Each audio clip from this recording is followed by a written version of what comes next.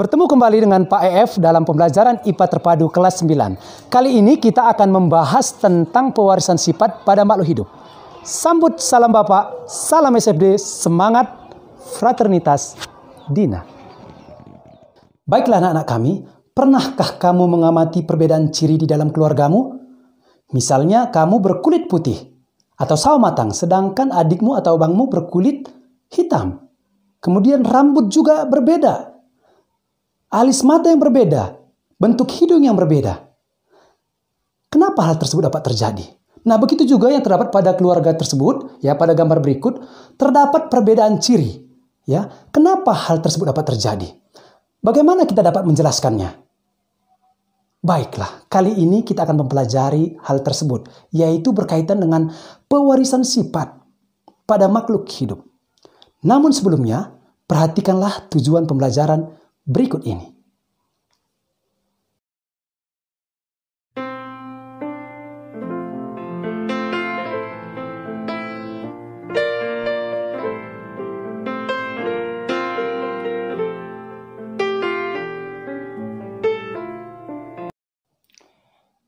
Baiklah anak-anak kami, kita akan mulai materi kita tentang pewarisan sifat. Namun sebelumnya, perhatikan terlebih dahulu peta konsep berikut ini. Di mana nanti pewarisan sifat ini dapat terjadi melalui yang namanya gen.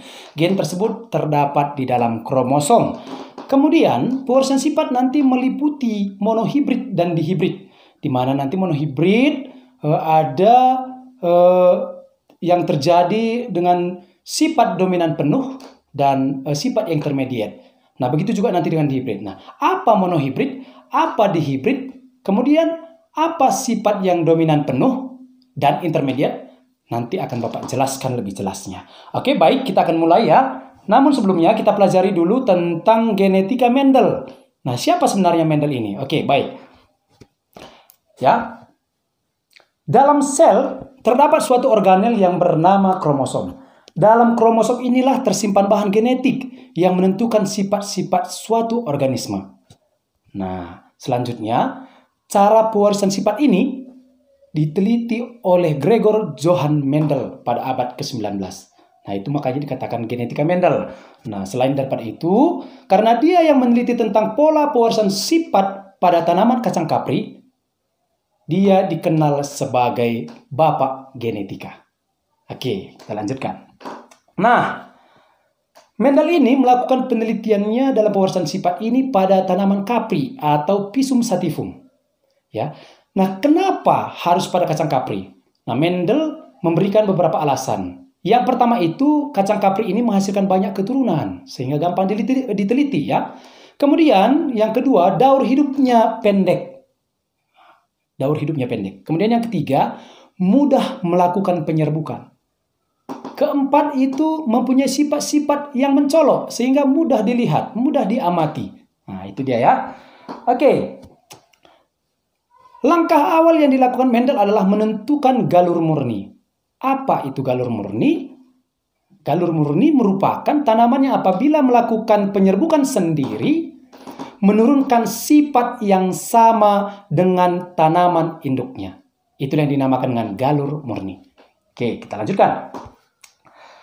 Mendel kemudian menyilangkan dua tanaman galur murni yang mempunyai satu sifat beda atau monohibrid. Satu sifat beda atau monohibrid. Ingat itu ya. Kemudian menghasilkan filial pertama, F1.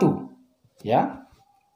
Misalnya, ada P1. P1 ini dinamakan dengan parental pertama, induk pertama, di mana tanaman berbunga ungu disilangkan dengan tanaman berbunga putih.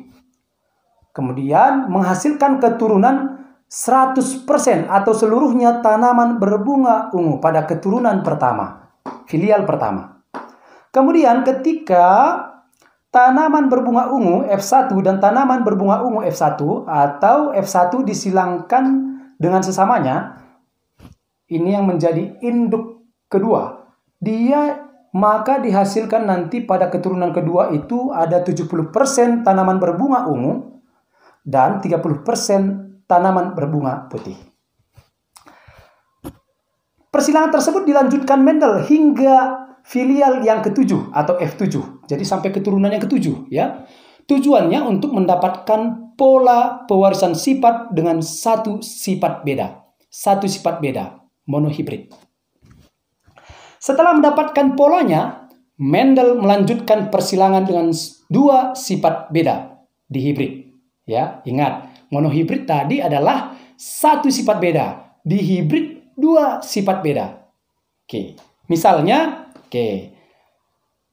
induk yang pertama itu tanaman berbiji bulat kuning. Berbiji bulat kuning.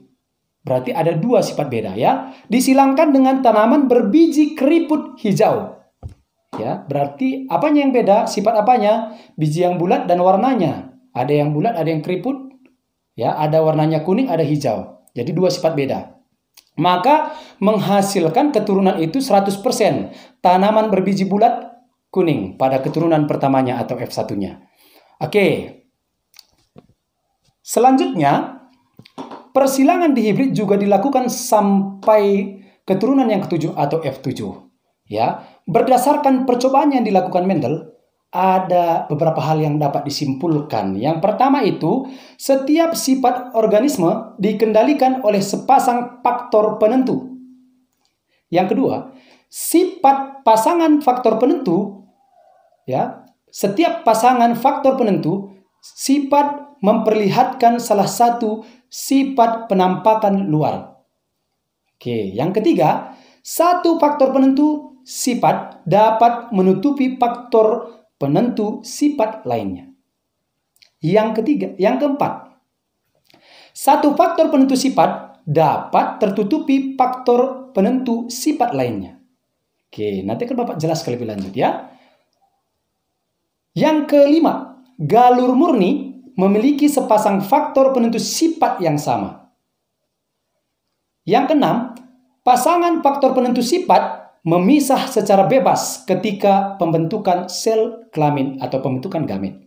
Yang terakhir, setiap faktor penentu dapat berpasangan secara bebas ketika pembentukan gamet. Nah, itu kesimpulannya diperoleh. Kemudian, pada tahun 1903, Johansen, seorang pemulia tanaman berkebangsaan Swedia, menggunakan istilah gen. Nah, ini yang Bapak katakan tadi, gen, untuk memberi nama faktor penentu yang dikemukakan oleh Mendel. Setiap gen memiliki posisi atau tempat tertentu pada kromosom yang disebut dengan lokus. Ya. Setiap gen memiliki pasangan gen yang disebut alel. Alel ada yang bersifat dominan dan resesif. Nah, itu yang Bapak katakan tadi, dominan penuh, intermediate, ya. Apa itu dominan penuh? Apa itu intermediate? Apa itu resesif? Ya, nanti kan kita lihat satu persatu. Kemudian selanjutnya pada tahun 1902, ya, tahun sebelumnya ya, Bateson dari Snowdon menggunakan istilah homozigot dan heterozigot untuk menunjukkan kedudukan alel pada lokus. Ya, di mana homozigot mempunyai dua alel yang sama dalam satu lokus. Misalnya A besar atau A kecil. Ingat ya, ini yang dinamakan dengan homozigot. A besar, A kecil. Kemudian ada yang namanya heterozigot, mempunyai dua alel yang berbeda dalam satu lokus. Misalnya A besar, A kecil. Oke, jadi ini nanti dasar kita dalam melanjutkan ke materi selanjutnya. Kemudian, Johansen juga menggunakan istilah fenotip dan genotip. Nah, apa itu fenotip dan genotip? Ya, fenotip merupakan sifat penampilan fisik yang dapat diamati. Misalnya warna bunga, bentuk biji, ya, dan ada lagi yang penting apa yang dapat diamati, sifat yang diamati dari luar. Oke. Kemudian genotip merupakan jenis gen yang mengendalikan fenotip, ya. Misalnya untuk fenotip berbentuk biji dominan bulat terdapat dua jenis genotip, yaitu R besar, homozigot, ya, dan R besar, R kecil, heterozigot. Sementara itu, untuk fenotip bentuk biji keriput dikendalikan oleh genotip R kecil, homozigot. Nah, itulah pembelajaran kita tentang pewarisan sifat, ya, tentang pewarisan sifat dan bagaimana Mendel menemukan pewarisan sifat pada makhluk hidup. Semoga bermanfaat. Demikianlah pembelajaran kita tentang pewarisan sifat pada makhluk hidup dan hukum Mendel yang pertama. Terima kasih.